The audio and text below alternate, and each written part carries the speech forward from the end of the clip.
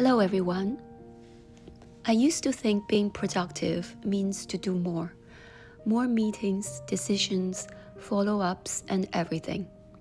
But the better question is, how do I run my own work in a way that helps align decisions across teams, protects my own energy, and keeps the right things moving forward?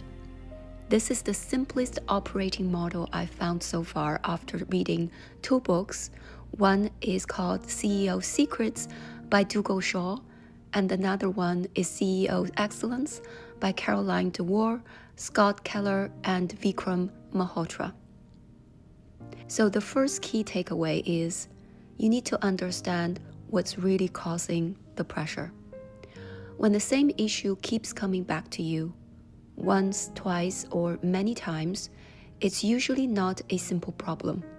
It's often something that has to do with either an unclear decision, unclear owner, or a problem that nobody has fully figured out yet. So before you add another meeting, pause and ask yourself, what keeps coming back, and what is it really asking me to decide? Second, be clear on what matters now. Sometimes a lot of the stress comes from treating everything like it matters equally at the same time.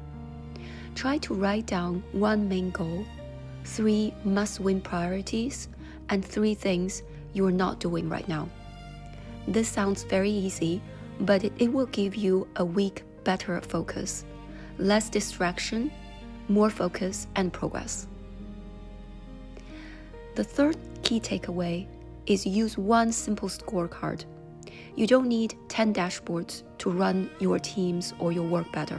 You need 1 scoreboard that you actually look at on a regular basis. For most people, it means tracking just a few important signals. For example, spend, revenue, delivery, and capacity. Ask yourself, what is improving? Where things get stuck? Where are you running out of energy, time, money, or people? That's where your attention should go. Then run a weekly review. A weekly review should make your work easier.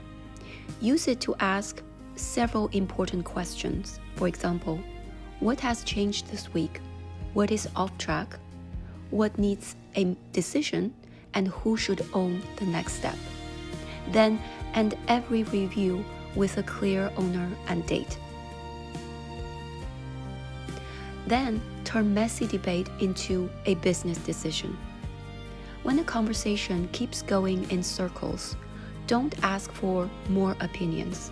Instead, you should ask for 2 options, option A versus option B. What is the risk in each option? What would change your mind? And what is the 1 next step your teams should test and learn? This is how you move from talking about the problem to choosing a path forward. The next key takeaway is delegate without losing visibility. Good delegation does not mean you disappearing from the whole process.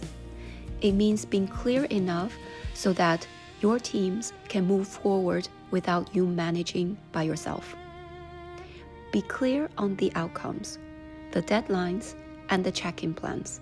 Then look for proof of progress, either a draft, a metric, a partner or customer response, or a task. Trust your people and make sure the progress is visible. Then stay steady and recover faster. Strong leaders are not the ones who never make mistakes, but they are the ones who can recover quickly. When something goes wrong, slow the room down first, identify what has happened, decide what really matters, and assign 1 clear next move. Be very calm to help people think again. At the same time, also be brave to guide them to learn from the past mistakes and make improvements. So, you see, you don't really need a perfect operating model to run yourself better at work.